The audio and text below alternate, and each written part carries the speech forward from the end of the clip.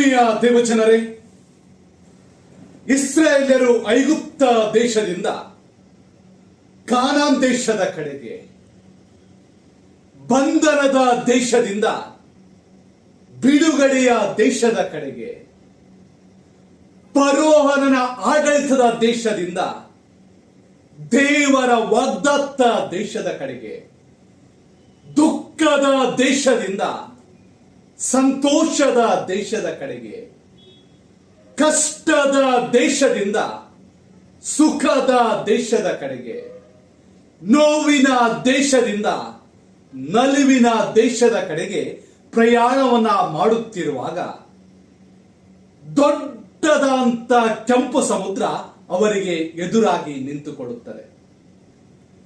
ದೇವರು ಇಸ್ರಾಯೇಲ್ಯರಿಗೆ ಎದುರಾದಂತಹ ಕೆಂಪು ಸಮುದ್ರವನ್ನ ಇಲ್ಲದಂತೆ ಮಾಡುವುದಿಲ್ಲ, ಬದಲಾಗಿ ಇಸ್ರಾಯೇಲ್ಯರನ್ನ ಕೆಂಪು ಸಮುದ್ರದ ಮಧ್ಯದಲ್ಲಿ ನಡೆದು ಹೋಗುವಂತೆ ದೈವಿಕ ಮಾರ್ಗವನ್ನ ತೆಗೆದುಕೊಡ್ತಾನೆ.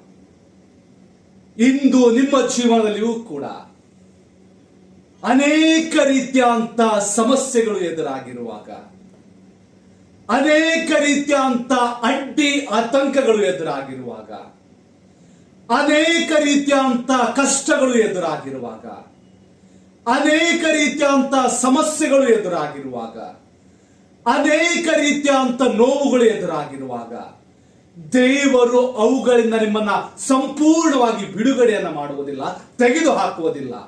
ಬದಲಾಗಿ ಅದರ ಮಧ್ಯದಲ್ಲೇ ನಿಮಗೆ ಅದ್ಭುತವಾದಂತ ದೈವಿಕವಾದಂತ ಮಾರ್ಗವನ್ನ ತೆಗೆದುಕೊಡುತ್ತಾನೆ. ಇಸ್ರಾಯೇಲರಿಗೆ ಕೆಂಪು ಸಮುದ್ರದ ಮಧ್ಯದಲ್ಲಿ ನಡೆದು ಹೋಗುವುದಕ್ಕೆ ದೈವಿಕವಾದಂತ ಮಾರ್ಗವನ್ನ, ದಾರಿಯನ್ನ ಮಾಡಿಕೊಟ್ಟಂತಹ ದೇವರು ನಿಮ್ಮ ಜೀವನದಲ್ಲಿಯೂ ಕೂಡ ಮುಂದೆ ನಡೆದು ಹೋಗುವುದಕ್ಕೆ ದೈವಿಕವಾದಂತ ದಾರಿಯನ್ನ, ಮಾರ್ಗವನ್ನ ಮಾಡಿಕೊಡುತ್ತಾನೆ.